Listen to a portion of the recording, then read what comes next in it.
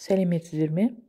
Каналға қош келдіңіздер. Бүгін біз сіздермен ғылыми атауы антуриум, яғни біз халық арасында ер бақты деп аталатын осы гүл туралы айтатын боламыз.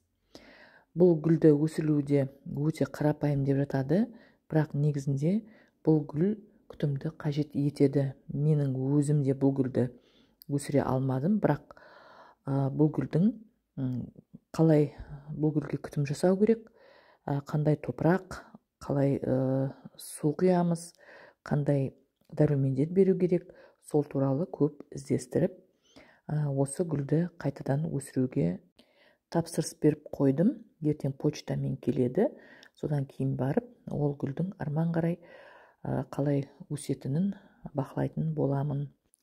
Бұл гүлдің жылтыр жасыл жапырағы мен әдемі үлкен гүлдері арқылы біз бұл гүлді бөлмемізге әдемі сән беріп тұру үшін өсіріп жатамыз. Енді сіздердің осы ер бақты гүлдеріңіз гүл шығармай тек жасыл жапырағымен тұра беретін болса, оның гүл шығару үшін қандай әдіс тәсіл пайдалану керек, сол туралы мен осы видеоның соңында айтып кететін боламын. Біздің елде ең көп тараған бұл ер бақты гүлінің қызыл гүлі бары, бірақ қазір голландиялықтар будандастырып ақ күлгін қызғылт гүлді ер бақтын шығарып жатыр. Бұл антуриум өзінің табиғаты бойынша ол жылы климатқа, жеткілікті жарық, бірақ күйдірмейтін күн көзінен жеңіл топырақ және жеткілікті жеңіл ауаға үйренген. Гүл жаңа климатқа, ауаға тез үйреніп, тез бейімделіп кетеді. Егер сіздер бұл гүлді дүкеннен сатып алып үйге әкеліп кететін болсаңыздар, сіздің үйлеріңіздің климатына, ауасына бұл гүл тез бейімделіп, тез өсіп кетеді. Көбінесе гүлдің жапырақтары әртүрлі аурулардан зардап шегеді. Міне мен қазір осы видеода осы антуриум гүлінің аурулар туралы айтатын боламын. Негізі гүлдердің барлығы да күтімі дұрыс болмаған жағдайда, күтімі дұрыс болса да, кейбір гүлдер осындай ауруға шалдығады. Жапырақтары сарғайғанда, болмаса тамыры шірігенде, зиянкестер түскенде бұл гүлдердің жапырақтарының түрлері өзгеріп, гүл өспей, жапырағы сарғайып, жапырақтарына қара дақтар түсіп, солай гүл ұзақ уақыт тұрып қалады. Енді бұл ер бақты гүлінің жапырақтарының сарғаю себептерін, аурулары не себептен болады, соны мен айтқым келіп отыр. Біріншіден, егерде гүлдің ең төменгі жапырағының сарғаюы болатын болса, одан қорықпай-ақ қойыңыздар. Ол қалыпты жағдай. Бұл өсімдіктің қартаюын көрсетеді. Сарғайған жапырағын алып тастау керек. Келесі жапырағымен де солай жасап, гүлді жаңартып тұруымыз керек. Егерде гүлдің жапырақтарына осындай нүктелер пайда болатын болса, оның себебі кермек сумен суарылғаннан болады. Суару үшін бұған тек біз жұмсақ, тұндырылған және де егерде мұз болатын болса, сол мұзды суды ерітіндісімен құюға болады. Егер гүлдің жапырағында қара дақтар пайда бола бастаса, ол гүл жаурағандықтан пайда болады. Тұрған жері салқын болуы мүмкін. Бұл гүл температурасы 18-24 градус болу керек. Егерде ол 18-24 градустан тұратын жерінің температурасы түсіп кеткен жағдайда, ол гүл осындай салқындыққа ұшырап, осындай гүлдердің жапырақтарында қара дақтар пайда болады. Оны жөндеуге болады. Гүлді жылы бөлмеге ауыстырып, циркон себуіміз керек.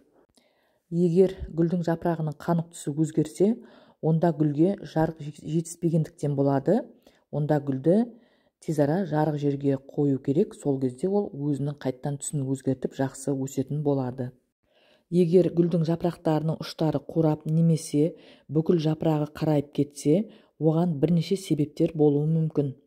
Ауа ылғалдығының жетіспеушілігі, аз суару, тамыры ыдысты толтырса немесе топырақта көп кальцийдің болуы. Және де ауаның тым құрғақтығы болып келеді, сондықтан да гүлдің жанына су қою керек. Егер ер бақты гүлінің гүлдері үлкен, бірақ түстері қанық емес болса, бұл гүлге тыңайтқышты тым мөлшерінен көп бергеннің белгісі болып саналады. Артық тыңайтқыштан құтылу үшін гүлді уақытынша тыңайтқыш бермей, тек судың өзімен ғана суарып, артық тыңайтқыштан арылу керекпіз. Ал керісінше, сіз еш тыңайтқыш бермейтін болсаңыз, онда беру керек. Тыңайтқыш жетіспеушілігінен де гүлдің жапырақтары да, гүлі де, оның түстері өзгеретін болады. Егер де сіздеріңіздің ер бақты гүлдері қанық, жапырақтары қанық, әдемі болып, өзін жақсы сезініп тұрса, онда гүлге барлық сіздің жасаған жағдайларыңыздың жеткілікті болғанын білдіреді.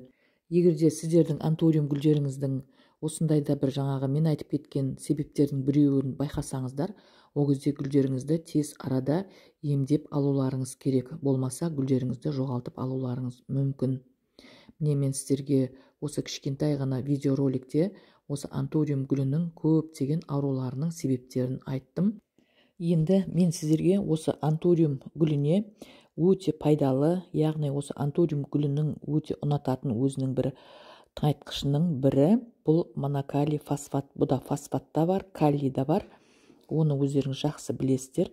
Сол монокалий фосфат тыңайтқышын 1 литр тұндырылған жылы суға 1 грамм ертіндіні салып, жақсылап тұрып араластырып, содан кейін барып гүлдеріңізге берсеңіздер болады. Бұл сусын тамырдың және гүл бүршіктерінің қалыптасуын жетілдіреді, бірақ бұл сусынды тек 12 айдан асқан гүлдерге ғана беру керек, өскіндерге беруге болмайды.